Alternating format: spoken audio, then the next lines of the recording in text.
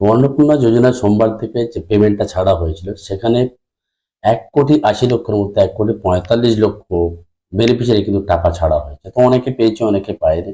মূল কথা হলো 17 লক্ষ বেনিফিশিয়ারির নাম কিন্তু বাদ চলে গেল। এই 17 লক্ষ বেনিফিশিয়ারির নাম কেন বাদ চলে গেল এবং এই বাদ যাওয়ার পরে 17 লক্ষ বেনিফিশিয়ারির অন্নপূর্ণা যোজনার ভবিষ্যৎ কি হবে, তাদের কি করতে হবে, কোথায় যাবেন, এর জন্য যে নতুন কোনো কি পোর্টাল চালু করছে রাজ্য সরকার, এই বাদ যাওয়া বেনিফিশিয়ারিদের কোনো কিছু ব্যবস্থা করা হবে। তো এই যাবতীয় আলোচনা নিয়ে আজকের এই ভিডিও।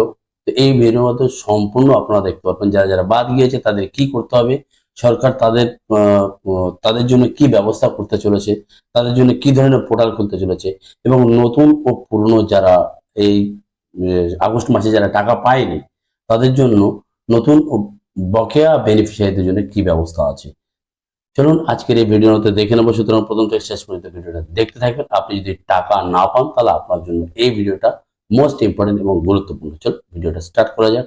তো এই সময় হেডলাইন হিসাবে যেটা আমরা দেখতে পাচ্ছি, হেডলাইনটা দেখা যাচ্ছে অন্নপূর্ণার বাদ 17 লক্ষ নাম আবেদন করেছিলেন অথচ টাকা এলো না, জানুন কি করবেন।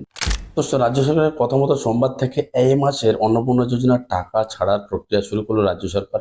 নবান্নে আয়োজিত এক যৌথ সাংবাদিক বৈঠকে রাজ্যের স্বাস্থ্য প্রতিমন্ত্রী সুমনা সরকার এবং তথ্য সংস্কৃতি দপ্তরের প্রতিমন্ত্রী পূর্ণিমা চক্রবর্তী জানান, প্রাথমিকভাবে মোট 1,62,00,000 আবেদন খতিয়ে দেখা হয়েছিল।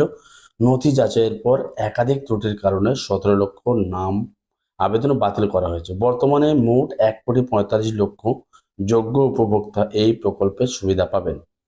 সোমবার থেকে আগামী 20 আগস্ট বৃহস্পতিবারের মধ্যে 1,45,00,000 উপভোক্তার ব্যাংক অ্যাকাউন্টে মোট 4,350 কোটি টাকা পৌঁছে দেওয়া হবে। তো এই 17 লক্ষ নাম কেন বাতিল হলো, কেন বাতিল হলো 17 লক্ষ আবেদন?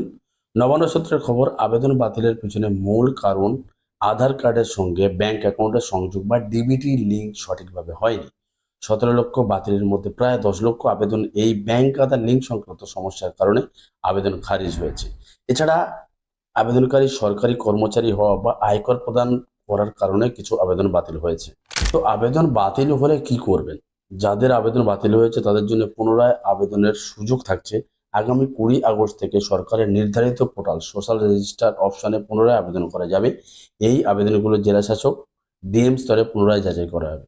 মানে বন্ধুরা বুঝতে পারছেন যে 20 আগস্ট অর্থাৎ 17 আগস্ট থেকে 20 আগস্ট যে 4 দিন যে টাকা দেওয়ার প্রক্রিয়া চলবে, তার মধ্যে যে যারা যারা পাবে না, যোগ্য হওয়ার কারণে যারা যারা হওয়ার সত্ত্বেও যারা পাবে না, এখানে বলছে যে 20 আগস্টের পর থেকে যে পোর্টালটা, যে ফ্যামিলি লেভেল ডেটা কালেকশন যে পোর্টালটা ছিল সেই পোর্টালটা পুনরায় চালু করা হবে এবং সেখানে পুনরায় আবেদন করা যাবে এবং ওই আবেদনগুলো ডিএম স্তরে পুনরায় যাচাই হবে, অর্থাৎ ভেরিফিকেশন হবে। একটা নতুন তথ্য উঠে আসছে যে অন্নপূর্ণা যোজনার জন্য দুয়ারে ভিডিও, আধার ও ব্যাংক সংযোগের জটিলতা দূর করতে সংশ্লিষ্ট ব্লক ডেভেলপমেন্ট অফিসারদের অর্থাৎ বিডিও বিশেষ নির্দেশ দিয়েছে। বিডিওদেরকে নির্দেশ দিয়েছে রাজ্য সরকার। বিডিওরা স্থানীয় ব্যাংকগুলির সঙ্গে সমন্বয় রেখে বিভিন্ন স্থানে বিশেষ ক্যাম্প বা শিবিরের আয়োজন করবেন। সেখানে উপভোক্তাদের অ্যাকাউন্ট ও আধার লিঙ্ক প্রক্রিয়া দ্রুত সম্পন্ন করা হবে।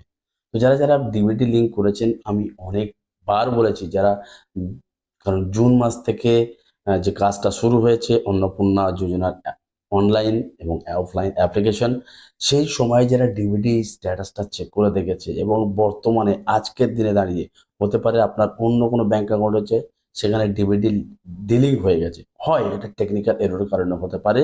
আপনি সেই একবার জুন মাসে চেক করেছেন, আর চেক করেননি, বারবার মেন যেটা ইম্পর্টেন্ট ডিবিটি লিঙ্কটা কিন্তু বারবার চেক করতে হবে। কারণ দেখতে পাচ্ছেন যে 17 লক্ষ নামের মধ্যে 10 লক্ষ নাম বাদ গিয়েছে, ব্যাংক আধারের সঙ্গে ডিবিটি লিঙ্ক নেই, যার কারণে কিন্তু 10 লক্ষ নাম বাদ চলে গেছে।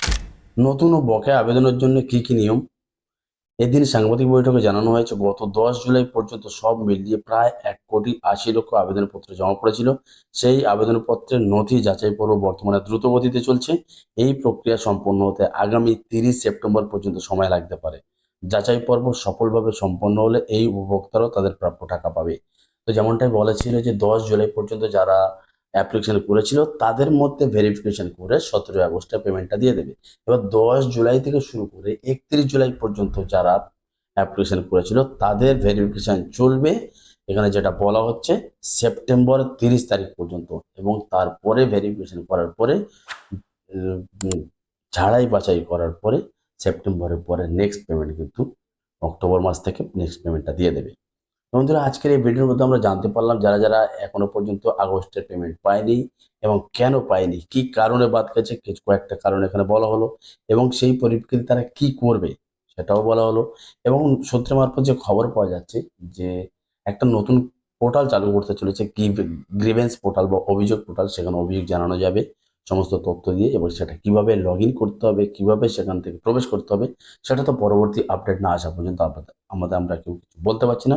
সুতরাং এই সমস্ত আপডেট পেতে গেলে আমাদের ফেসবুক পেজ ও ইউটিউব চ্যানেলটাকে সাবস্ক্রাইব ও ফলো করে রাখুন, এবং এই আপডেটটা যারা যারা টাকা পায়নি তাদের সুবিধার্থে প্লিজ শেয়ার করে দেবেন। ভিডিওটা ভালো লাগলে একটা লাইক করে দেবেন, চ্যানেল নতুন হতে থাকলে চ্যানেলটা সাবস্ক্রাইব করে রাখবেন। ফেসবুক পেজ থেকে যদি দেখেন ভিডিওটা, পেজটা প্লিজ ফলো করতে ভুলবেন না। দেখা হচ্ছে পরের ভিডিওতে। ভালো থাকবেন, সুস্থ থাকবেন। ধন্যবাদ। জয় হিন্দ।